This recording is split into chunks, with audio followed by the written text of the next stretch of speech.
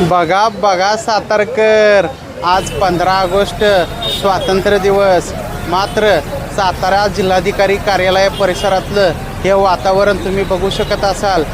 ते वातावरण बघितल्यानंतर नक्की स्वातंत्र्य मिळालं आहे का हाच प्रश्न सातारकरांना पडला आहे. खरं तर सातारा जिल्ह्यामध्ये 4 मंत्री, मात्र जिल्ह्यातल्या नागरिकांचे प्रश्न मात्र सुटत नाहीत असं चित्र पाहायला मिळतं आहे. खरं तर आज 15 ऑगस्ट रोजी सातारा जिल्हाधिकारी कार्यालयाबाहेर जवळपास 100 तक्रारदारांनी सातारा जिल्हाधिकारी कार्यालयात तक्रारी केल्या. मात्र या तक्रारी 15 ऑगस्ट रोजी येणं म्हणजे जिल्ह्याची नामुष्की आहे. खरं तर या सगळ्या प्रश्नांवर तोडगा निघण्याऐवजी या ठिकाणी आंदोलनकर्त्यांना या ठिकाणी आंदोलन करावं लागतं.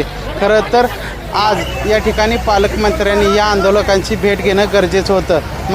मात्र जिल्ह्यातील या प्रशासनाची जी सिस्टीम बिघडली आहे, या सिस्टीमला कुठंतरी वठणीवर आणणं गरजेचं आहे. मात्र या ठिकाणी साताऱ्याचे जे लोकप्रतिनिधी आहेत याकडे लक्ष देताना दिसत नाहीत. यामुळं कुठंतरी सातारकरांच्या प्रश्नावर नेमकं कोण भांडणार हाच प्रश्न आता उपस्थित होत आहे.